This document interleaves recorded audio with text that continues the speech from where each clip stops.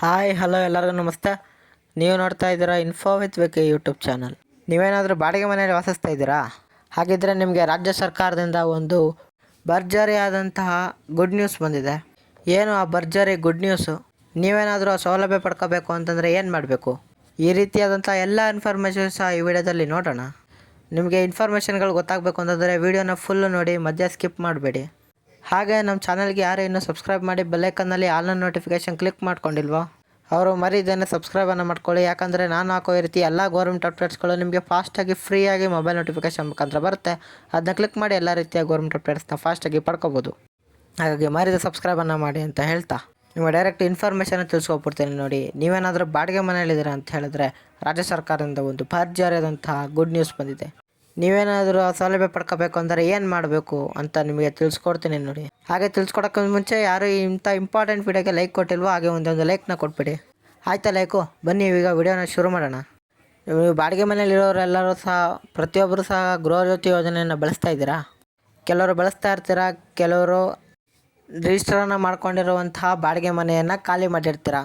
ಆದರೆ ನಾನು ಹೇಳಿರುವಂಥ ಅಪ್ಡೇಟ್ ಬಂದು ಯಾವುದಪ್ಪ ಅಂತ ಹೇಳಿದ್ರೆ, ಈಗ ಆಲ್ರೆಡಿ ಯಾರೋ ಬಾಡಿಗೆ ಮನೆಯನ್ನು ಖಾಲಿ ಮಾಡಿ ಬೇರೆ ಮನೆಗೆ ಏನಾದರೂ ನೀವು ಹೋಗಬೇಕು ಅಂತ ಹೇಳಿದ್ರೆ, ಅಥವಾ ಈಗ ನಾವು ಈ ಮನೆಯಲ್ಲಿದ್ದೇವೆ ಮುಂದೆ ನಾವೇನಾದರೂ ಬೇರೆ ಮನೆಗೆ ಹೋಗಬೇಕು ಅಂತ ಹೇಳಿದ್ರೆ ಅವ್ರಿಗಾಗೇ ಈ ಅಪ್ಡೇಟ್ ಅನ್ನುವಂಥದ್ದು ಬಂದಿರುವಂಥದ್ದು.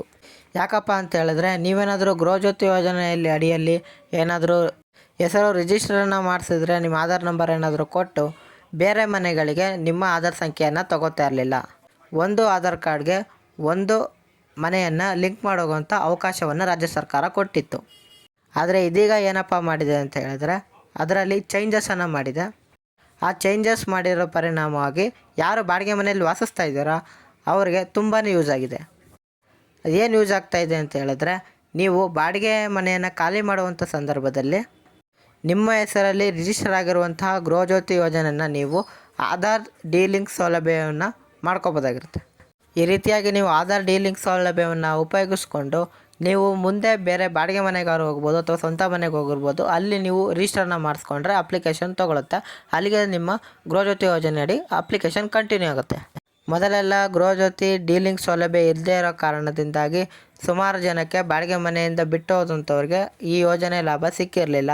ಹಾಗಾಗಿ ರಾಜ್ಯ ಸರ್ಕಾರ ಈ ಪ್ರಾಬ್ಲಮನ್ನು ಸರಿಪಡಿಸಿ ಬಾಡಿಗೆ ಮನೆಯಲ್ಲಿರುವಂಥವರಿಗೆ ಉಪಯೋಗ ಆಗಲಿ ಅಂತ ಈ ರೀತಿಯಾದಂಥ ಸೌಲಭ್ಯವನ್ನು ಕಲ್ಪಿಸ್ಕೊಟ್ಟಿದ್ದಾರೆ.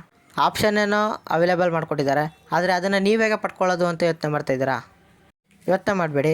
ನಾನು ನಿಮಗೆ ಈ ವಿಡಿಯೋ ಕೆಳಗಡೆ ಡಿಸ್ಕ್ರಿಪ್ಷನ್ ಬಾಕ್ಸಲ್ಲಿ ಲಿಂಕನ್ನು ಕೊಡ್ತೀನಿ. ಆ ಲಿಂಕನ್ನು ಕ್ಲಿಕ್ ಮಾಡಿ ನೀವು ಗೃಹಜ್ಯೋತಿ ಯೋಜನೆ ಅಂತ ಕ್ಲಿಕ್ ಮಾಡಿದಾಗ ನಿಮಗೆ ಆಧಾರ್ ಲಿಂಕ್ ಅನ್ನುವಂಥ ಫಾರ್ಮ್ ಓಪನ್ ಆಗುತ್ತೆ. ಅದನ್ನು ನೀವು ಆಧಾರ್ ನಂಬರನ್ನು ನೀವು ಎಂಟ್ರ್ ಮಾಡಿ ಗೆಟ್ ಡೀಟೇಲ್ಸ್ ಅಂತ ಕೊಟ್ಟು ಆಧಾರ್ OTP ನೀವು ಎಂಟ್ರ್ ಮಾಡಿದ್ರೆ ನಿಮ್ಮ ಆಧಾರ್ ಕಾರ್ಡಲ್ಲಿ ರಿಜಿಸ್ಟರ್ ಆಗಿರುವಂತಹ ಗೃಹಜ್ಯೋತಿ ಯೋಜನೆ ಕ್ಯಾನ್ಸಲ್ ಆಗಿ ನೀವು ಮುಂದೆ ಬೇರೆ ಮನೆಗೆ ರಿಜಿಸ್ಟರನ್ನು ಮಾಡಿಸ್ಕೋಬೋದಾಗಿರುತ್ತೆ. ಮತ್ತು ನಿಮಗೇನಾದ್ರು ಲಿಂಕ್ ಮಾಡೋದು ಹೇಗೆ ಅಂತ ಗೊತ್ತಾಗಿಲ್ಲ ಅಂತ ಹೇಳಿದ್ರೆ ಡೈರೆಕ್ಟ್ ಕಮೆಂಟ್ ಬಾಕ್ಸಲ್ಲಿ ಕಮೆಂಟ್ ಮಾಡಿ, ನಾನು ಅದಕ್ಕೆ ವಿಡಿಯೋನ ಮಾಡಿ ತಿಳಿಸ್ತೀನಿ. ಹಾಗೆ ನಿಮಗೆ ಇದ್ರ ಬಗ್ಗೆ ಏನೇ ಡೌಟ್ ಇದ್ದರೂ ಡೈರೆಕ್ಟ್ ಕಮೆಂಟ್ ಬಾಕ್ಸಲ್ಲಿ ಕಮೆಂಟ್ ಮಾಡಿ. ನೀವೇನೇ ಇನ್ಫಾರ್ಮೇಷನ್ ತಿಳ್ಕೊಂಡ್ರಿ, ಆದರೆ ನಿಮ್ಮ ಫ್ರೆಂಡ್ಸ್ ಫ್ಯಾಮಿಲೀಸು ಈ ರೀತಿ ಇನ್ಫಾರ್ಮೇಷನ್ ತಿಳ್ಕೊಬೇಕಲ್ವಾ? ಅವರು ಬಾಡಿಗೆ ಮನೆಯಲ್ಲಿದ್ದರೆ ಇದು ಯೂಸ್ ಆಗಬೇಕಲ್ವಾ?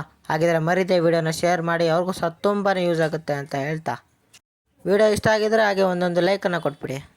ಹಾಗೂ ಇದೇ ರೀತಿ ಕಂಟೆಂಟ್ಗಳಿಗೆ ನನ್ನ ಚಾನಲ್ನ ಸಬ್ಸ್ಕ್ರೈಬ್ ಆಗೋದನ್ನ ಮರಿಬೇಡಿ. ಸಿಗೋಣ ಮುಂದಿನ ಇನ್ಫಾರ್ಮೇಟಿವ್ ವಿಡಿಯೋದಲ್ಲಿ. ಬಾಯ್ ಬಾಯ್.